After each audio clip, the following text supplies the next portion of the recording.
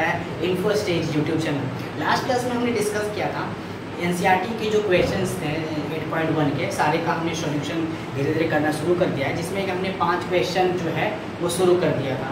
5 question का solution हमने कर दिया था, ये छठा क्वेश्चन है। 5वें क्वेश्चन बेसिकली सेक का ही है, रेशियो दिया हुआ है आपको और ट्रिग्नोमेट्रिक रेशियो फाइंड करनी है।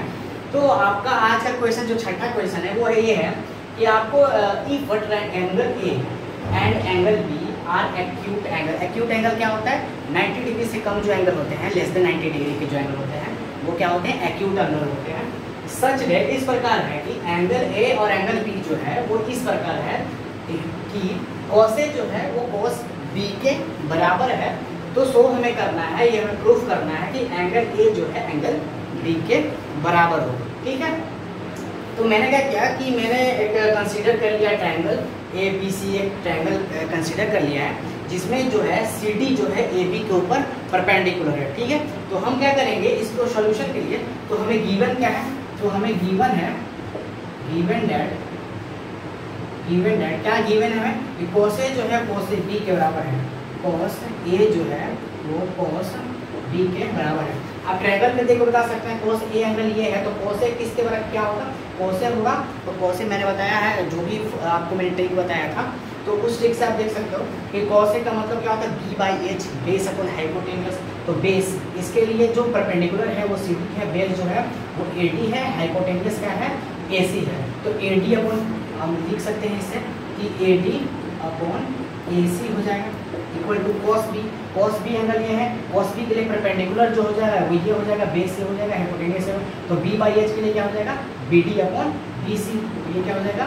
B D upon B C. ठीक है, ठीक है। तो अब क्या कर लेते हैं हम? लेट कर लेते हैं, इसको लेट कर लेते हैं कि ये जो है वो के बराबर है। ठीक है, तो हम क्या कर सकते हैं? यहाँ से एक चीज़ कर सकते हैं कि इस बी डी को हम यहाँ ए सी और ए सी की जगह पे ए सी को बी डी की जगह रख लेते हैं।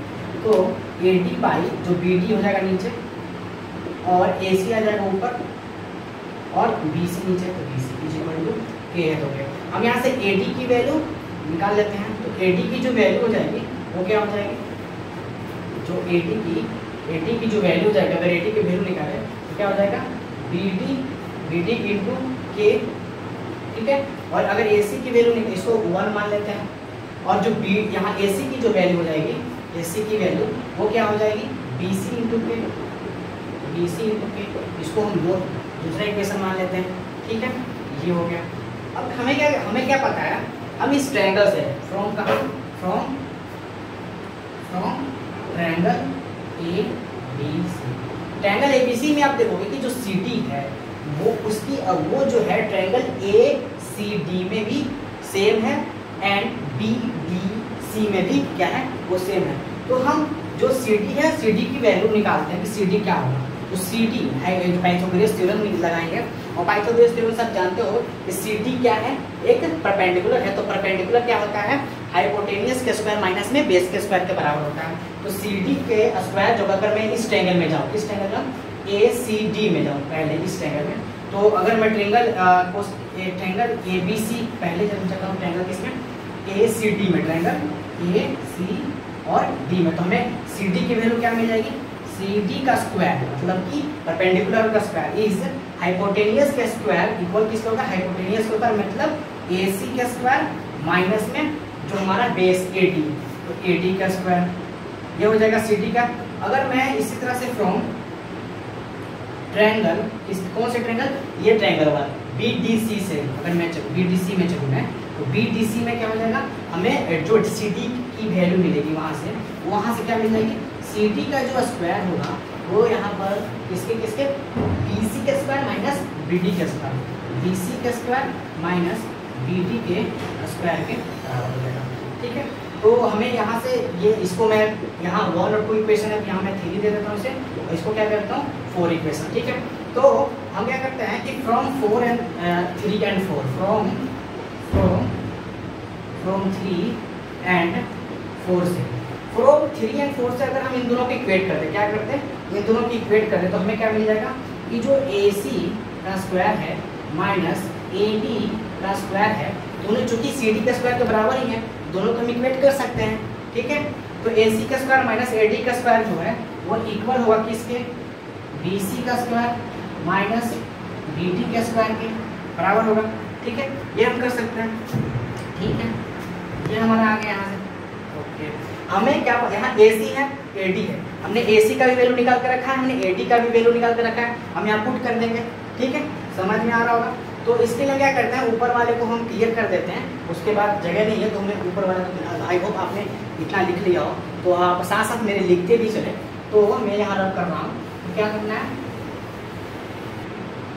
तो चारों इक्वेशन जो हमारी आई first, second, third and fourth मैं यहाँ लिख देता हूँ, और जो हमें जो 3 एंड 4 से हमें इक्वेशन मिली वो मैंने यहाँ लिखा है। दोनों को चूंकि क्या है, यहाँ CD का स्क्वायर एंड CD का स्क्वायर दोनों एक ही है, triangle ACD and triangle BDC से आया, तो मैं दोनों को इक्वेट कर दिया। तो हमें क्या पता है, AC की वैल्यू पता है, हमने निकाल रखा है, AC की वैल्यू BC इंटू K है, तो मैं यहाँ पर AC की वैल्यू BC इंटू क्या है, K है, उसका स्क्वायर कर देंगे, माइनस AD की वैल्यू BD इंटू K है, तो BD इंटू K है, उसका क्या हो जाएगा, स्क्वायर हो जाएगा, वो किसके स्क्वायर इक्वल है, BC के स्क्वायर माइनस BD के स्क्वायर। ठीक है, हम यहाँ पर देख सकते हैं K square and K square दोनों में सेम है, तो हम उसको कॉमन निकाल सकते हैं। तो क्या करता हूँ मैं, यहाँ से क्या कर लेता हूँ, कॉमन निकाल लेता हूँ। ठीक है, तो मैंने यहाँ से क्या किया, कॉमन निकाल लिया K स्क्वायर, तो क्या आएगा BC का स्क्वायर माइनस, यहाँ से कॉमन निकाल लिया BC, या मैं बड़ा ब्रैकेट कर लिया BC का स्क्वायर। ठीक है, BC का स्क्वायर माइनस में BD का square is equal to BC square minus BD square. आप देख सकते हो ये जो ब्रैकेट के अंदर है, यहाँ पर ये है ये चीज़ और ये चीज़ सेम है, तो मैं क्या कर सकता हूँ कि इन दोनों को कैंसिल आउट कर सकता हूँ। ठीक है, या फिर मैं इसको डिवाइड में लाऊं तो ये 1 हो जाएगा, तो मतलब यहाँ क्या आ गया, K स्क्वायर की जो वैल्यू हो गई वो किसके बराबर हो जाएगी, 1 के बराबर हो जाएगी। तो K की जो वैल्यू मिलेगी हमें वो 1 मिल जाएगी, यहाँ से K की वैल्यू क्या मिल जाएगी, हमें 1 मिल जाएगी। हमारा था रेशियो जो था cos A जो थी cos B के बराबर था, तो हमने क्या लिखा, तो वहाँ से डायरेक्ट क्या था कि जो AD बाई में जो यहाँ से मैं लिख सकता हूँ AD बाई जो BD है, AD बाई जो BD है वो किसके इक्वल थी, वो इक्वल थी AC बाई किसके, BC के इक्वल थी, इक्वल टू हमने K मान के चला था, ये यही था। ठीक है, तो K हमारा क्या आया, 1 आया, तो K अगर 1 आई तो मैं यहाँ पर रख सकता हूँ K की जगह 1। ठीक है, तो मैं रख देता हूँ यहाँ पर, तो क्या हो जाएगा कि जो AD बाई में जो BD है वो क्या है, इक्वल AC बाई में BC के इक्वल टू K, और K क्या है हमारा 1 आया। हमें क्या प्रूव करना है कि एंगल A जो है एंगल B के बराबर है। एंगल A का अपोजिट साइड जो है वो क्या है, BC है, और एंगल B का अपोजिट साइड कौन सा है, AC है। तो आप देख सकते हो कि मैं इन दोनों को लेकर के, इसको लेकर मैं ये बोल सकता हूँ यहाँ से कि AC बाई जो BC है वो 1 के बराबर है, क्योंकि K 1 है, तो यहाँ तो मैं ये लिख सकता हूँ कि क्या, कि AC जो है वो BC के बराबर है। लिख सकता हूँ, ये नहीं लिख सकता हूँ, लिख सकता हूँ। तो AC अगर BC के बराबर है, इसका मतलब है कि एंगल A से बनने वाला साइड BC और एंगल B से बनने वाला साइड जो है अपोजिट साइड वो AC। अगर दो साइड हमने क्या लाया कि दो साइड जो है वो इक्वल है, और इक्वल कौन कौन से, AC BC इक्वल है, AC BC इक्वल। इसका मतलब AC बनाने वाला एंगल B और BC बनाने वाला एंगल A क्या होंगे, बराबर होगा। मतलब यहाँ से क्या हो जाएगा, एंगल A जो होगा एंगल B के बराबर होगा, हेंस। ठीक है, और बढ़ते हैं। अगला क्वेश्चन हमारा क्वेश्चन नंबर 7 है, इसमें कहा गया cot थीटा इक्वल टू 7/8 है, तो इवैल्यूएट करना है, इस टर्म को हमें इवैल्यूएट करना है, और दूसरा में क्या इवैल्यूएट करना है, cot स्क्वायर थीटा क्या होगा उसे इवैल्यूएट करना है। ठीक है, तो मैंने क्या कंसीडर कर लिया कि एक ट्रायंगल ABC है, और मैंने A पर मैंने थीटा एंगल लिया, तो थीटा एंगल के लिए जो यहाँ से अगर देखोगे तो परपेंडिकुलर ये हो जाएगा, बेस ये हो जाएगा, हाइपोटेनस ये हो जाएगा। तो cot थीटा की वैल्यू में 7/8 दी हुई है, तो cot थीटा क्या होता है, tan थीटा का जस्ट अपोजिट होता है, तो P/B, तो B/P हो जाएगी। तो हमें क्या हो जाएगा, तो B की वैल्यू अगर हम यहाँ से लिखें कि B की वैल्यू क्या हो जाएगी, B की वैल्यू यहाँ से 7 × K हो जाएगा। K क्यों हम यूज करते हैं, क्योंकि हो सकता है वो फ्रैक्शन में हो, वो मल्टीपल में हो सकती है उसकी लेंथ, इसलिए हम K का यूज करते हैं। और यहाँ से जो P की वैल्यू हो जाएगी वो क्या हो जाएगी, 8K हो जाएगी। ठीक है, तो हमें B और P पता है, हमें क्या फाइंड करना है। अगर मैं sin थीटा और cos थीटा की वैल्यू फाइंड करूँ तो पूरे टर्म में मैं उसको पुट कर दूं तो मैं सॉल्व कर सकता हूँ उसको। तो मैं पहले क्या फाइंड करूंगा, sin थीटा फाइंड करूंगा, तो sin थीटा में फाइंड करता हूँ। ठीक है, तो sin थीटा क्या हो जाएगा, sin थीटा मुझे पता है कि P/, में क्या होता है, h होता है। क्योंकि P तो हमें गिवन है, लेकिन h नहीं गिवन है, तो मैं क्या करूंगा, यहाँ से h को फाइंड करूंगा। एज फाइंड करने के लिए हम क्या करेंगे, हाइपोटेनियस का स्क्वायर जो होता है वो परपेंडिकुलर का स्क्वायर प्लस में बेस के स्क्वायर के बराबर होता है। हमें हाइपोटेनियस फाइंड करना है तो हाइपोटेनियस का जो स्क्वायर हो जाएगा वो परपेंडिकुलर का स्क्वायर जो है 7 का है, 7k का स्क्वायर, सॉरी परपेंडिकुलर जो है 8k का स्क्वायर एंड बेस जो है वो 7 का स्क्वायर, तो 8k का स्क्वायर और प्लस में 7k का स्क्वायर। ठीक है, दोनों का स्क्वायर कर लो तो क्या हो जाएगा, 8k का स्क्वायर जो है 64 हो जाएगा और यहाँ 7 का 49 का स्क्वायर, दोनों के ऐड कर दोगे तो क्या हो जाएगा 113k स्क्वायर हो जाएगा। हाइपोटेनियस की वैल्यू निकाली है तो इधर रूट भेजना पड़ेगा, उधर रूट में स्क्वायर रूट में चला जाएगा तो 113 इंटू में k स्क्वायर, रूट जो है स्क्वायर से कैंसिल हो जाएगा तो हाइपोटेनियस की वैल्यू क्या हो जाएगी रूट अंडर 113 और बाहर में हो जाएगा k। ठीक है, तो हमने हाइपोटेनियस की वैल्यू निकाल ली, तो यहाँ से हमने p की वैल्यू क्या है 8k और हाइपोटेनियस की हमने वैल्यू क्या लिया रूट अंडर 113 इंटू k। ठीक है, तो k से k कैंसिल हो जाएगा तो इसकी वैल्यू क्या आ जाएगी 8 अपन में 113। ठीक है, और हमें क्या चाहिए cos थीटा की वैल्यू भी निकालनी होगी, तो cos थीटा निकाल लेते हैं। cos थीटा की वैल्यू क्या होती है b अपॉन h होती है, b की वैल्यू क्या है 7k, h की वैल्यू हमने फाइंड किया क्या है 1 रूट अंडर में है इंटू k से k कैंसिल हो जाएगा। ठीक है, तो 7k अपॉन में 1 रूट अंडर 13, ये हो जाएगा हमारा cos थीटा की वैल्यू sin थीटा की वैल्यू। मैं अगर इस टर्म को आप अगर गौर से देखें तो ये लिखा हुआ है 1 plus sin theta 1 minus sin theta, मतलब a plus b into a minus b, और नीचे भी देखें 1 प्लस cos थीटा है तो a plus b into a minus b, तो a plus b into a minus b क्या होता है a स्क्वायर माइनस में b स्क्वायर का फॉर्मूला हम उसको रख देंगे। तो उस टर्म को हम पूरे टर्म को क्या लिख सकते हैं, पहले जो टर्म है उसको लिख सकते हैं क्या है, पहले होगा कि हम 1 का sin थीटा क्या लिख सकते हैं 1 का स्क्वायर माइनस में sin square theta divide by में 1 का स्क्वायर माइनस में cos स्क्वायर थीटा। ठीक है, ठीक है, और sin square theta sin theta की वैल्यू क्या हमारी है 8 अपॉन रूट 3, तो 1 माइनस में रूट अंडर 8 अपॉन में रूट अंडर 113, इन दोनों का क्या है स्क्वायर है, डिवाइड बाय में 1 का square cos square theta, cos theta की value 7 upon 100 under root under में 113 है। ठीक है, तो 7 अपॉन में रूट अंडर 113 बचा क्या है स्क्वायर है। आप इन दोनों को सॉल्व कर लो, सॉल्व करने के बाद आपको 1 का स्क्वायर तो 1 स्क्वायर हो जाएगी 1 का स्क्वायर, तो इसको और 8 का स्क्वायर 64 हो जाएगा और 113 जो है रूट के अंदर है तो वो हट जाएगा, तो यहाँ से आपको क्या मिल जाएगा, अगर आप इसका आंसर निकालोगे तो क्या आ जाएगा 49/64 आता है। ठीक है, आप इसको एज अ होमवर्क समझो और इस चीज को इसे आप नोट कर दोगे। क्या था क्वेश्चन नंबर इसका 7 का कि हमें cot थीटा की वैल्यू cot स्क्वायर थीटा की वैल्यू निकालनी थी, तो cot स्क्वायर थीटा के लिए क्या करोगे आप cot थीटा का वैल्यू निकाल के क्या स्क्वायर कर दोगे तो निकल जाएगा। तो आप देख सकते हो cot थीटा का वैल्यू क्या होता है, आपको पता है कि cot जो थीटा होता है वो क्या होता है b अपॉन b होता है, मैंने बताया आपको, और b की वैल्यू आपको पता है 7k है और b की वैल्यू 8k है, तो आप रख दोगे 7k अपॉन में 8k। देखिए आपको वैल्यू किसकी चाहिए cot स्क्वायर थीटा की, तो आप क्या कर दोगे इसका स्क्वायर कर दोगे, तो इसका भी स्क्वायर करना पड़ेगा तो इसका भी स्क्वायर करना पड़ेगा, तो क्या 7 जो होगा 7 के स्क्वायर का जो होता है क्या होता है 49k स्क्वायर और 8 का 64k स्क्वायर कैंसिल आउट हो जाएगा, तो आंसर क्या हो जाएगा इसका आंसर हो जाएगा 49/64, ये 4 है। तो अगला क्वेश्चन नंबर 8 है। क्वेश्चन नंबर 8 क्या कहता है 3 cot a की जो वैल्यू है वो 4 के बराबर है, तो चेक करना है आपको कि 1 minus tan square A divided by में 1 plus tan square A is equal to cos square A minus sin square A और नोट इसके बराबर है या नहीं। तो शुरू करते हैं। तो आपको दिया हुआ है 3 cot a is equal to 4, तो cot a की वैल्यू क्या हो जाएगी 4/3 हो जाएगी।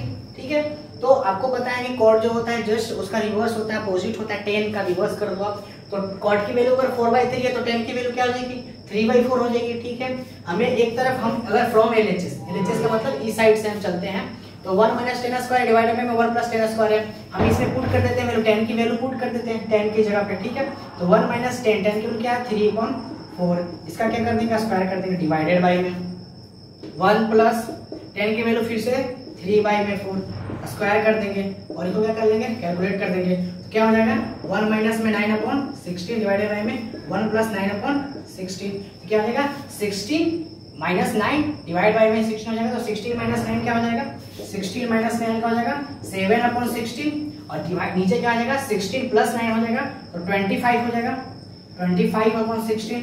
ये इसको क्या करेंगे ये ऊपर चला जाएगा नीचे हो जाएगा, तो तुम्हारा 16 जो होगा वो कट जाएगा और क्या हो जाएगा जो वैल्यू है वो क्या आ जाएगी 7/25। तो हमें एक तरफ जो LHS की वैल्यू मिली वो क्या मिली हमें 7/25। हमें ये करना है कि ये भी सॉल्व करने के बाद अगर 7/25 हो जाए तो ये क्या हो जाएगा, प्रूफ हो जाएगा। तो हम क्या कर लेते हैं कि अभी हम इस चीज का जो वैल्यू आए तो चलो यहीं पर सॉल्व कर लेते हैं। वैसे तो क्या करते हैं कि हम सॉल्व करना शुरू करते हैं कि साइन कोस स्क्वायर और माइनस साइन स्क्वायर है, तो फ्रॉम यहाँ लिखते हैं फ्रॉम RHS, ठीक है, फ्रॉम RHS। तो RHS से क्या हो जाएगा, फ्रॉम RHS में हमारा क्या है cos square A minus sine square A, ठीक है। तो cos square minus sine square है, तो इसके लिए आप क्या कर सकते हो, एक काम कर सकते हो आप कि इसमें से क्या कर सकते हो, कोस को क्या कर लो, कॉमन निकालो, कोस स्क्वायर को कॉमन निकालो।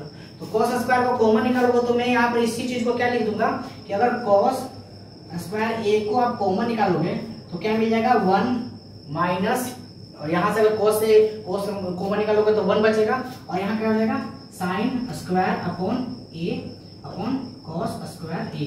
आपको पता है कि साइन अपॉन कोस क्या होती है, tan होती है, तो साइन अपॉन कोस हो जाएगी tan हो जाएगी। तो मैं यहाँ और क्या लिख सकता हूँ कि जो कोस स्क्वायर A जो है 1 माइनस में tan स्क्वायर क्या है A है, ठीक है।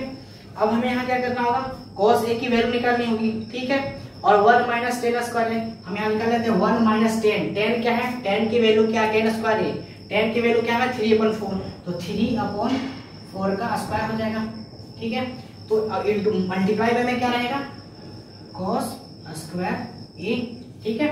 तो cos square times of this, अब कोस की वैल्यू हमें निकालनी होगी, मैं इसको रफ करता हूँ फिर आपको आगे बढ़ता हूँ। इस साइड से सॉल्व करते हुए हमें क्या मिल गया, RHS से अगर चलते हैं तो cos square minus sin square है, उसको सॉल्व करते हुए हमें क्या मिला cos स्क्वायर इनटू में 1 माइनस में 3/4 का होल स्क्वायर कर दे, क्योंकि मैंने क्या किया है यहाँ से cos स्क्वायर को क्या कर लिया है कॉमन ले लिया, ठीक है।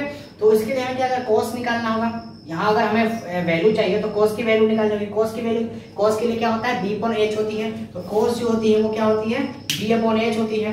तो cos b/h क्या है, b की वैल्यू को पता है, यहाँ से हमने निकाला cos की वैल्यू क्या, यहाँ से अगर यहाँ देख लो मैंने लिखा है cos के a के लिए b की वैल्यू क्या है, यहाँ देख सकते हो b जो है 4k है आपका, सॉरी 4k है एंड जो p है वो 3k है, ठीक है। तो वहां से हम h की वैल्यू निकालिए, तो h के लिए क्या होगा h का स्क्वायर जो होता है p स्क्वायर मतलब 3k, p स्क्वायर मतलब 3k, b स्क्वायर मतलब 4k स्क्वायर कर देंगे, वहां से जो हमारे h की वैल्यू आ जाएगी, पाइथागोरस फार्मूला लगाना आपको, तो h की जो वैल्यू हो जाएगी 5k आ जाएगी। तो हम यहाँ पर क्या, अभी क्या है, हमने यहाँ से सॉल्व किया था कि cos स्क्वायर a इनटू में 1 माइनस 3/4 का स्क्वायर, तो 3/4 का होल स्क्वायर कर दोगे तो क्या हो जाएगा 9/60 हो जाएगी। और cos क्या होता है b/h होती है, b/h, b की क्या वैल्यू है 4k, तो हम लिख देंगे 4k अपन h क्या है हमारा 5k, तो ये क्या हो जाएगा 5k, ठीक है। मल्टीप्लाई बाय में क्या हो जाएगा, मल्टीप्लाई बाय में आपका जो 1 माइनस 9/60, तो 16 माइनस 9 क्या हो जाएगा 7, क्या हो जाएगा 7/16, ठीक है। यहाँ हो जाएगा, इसको अगर मैं सॉल्व करूँ इस चीज को तो 16, ये जो k को अगर सॉल्व किया जाए तो 16k स्क्वायर अपॉन में जो 25 हो जाएगा 25k स्क्वायर, k स्क्वायर से k स्क्वायर कैंसिल हो जाएगा, मल्टीप्लाई में क्या है 7/16 है, हाँ, और 16 से 16 ये कैंसिल हो जाएगा, तो यहाँ में क्या बचेगा 7 यहाँ 25 है 25। तो RHS से क्या मिल गया हमें, फ्रॉम RHS हमें क्या वैल्यू मिल गई 7/25, और हमें LHS हमने क्या लाया है 7/25। तो फ्रॉम लास्ट में आप लिख सकते हो from LHS is equal to RHS, so let's prove कि हाँ ये जो है 1 minus tan square by 1 plus tan square जो है cos square minus sin square के बराबर होगा। To subscribe this channel, thanks for watching this video.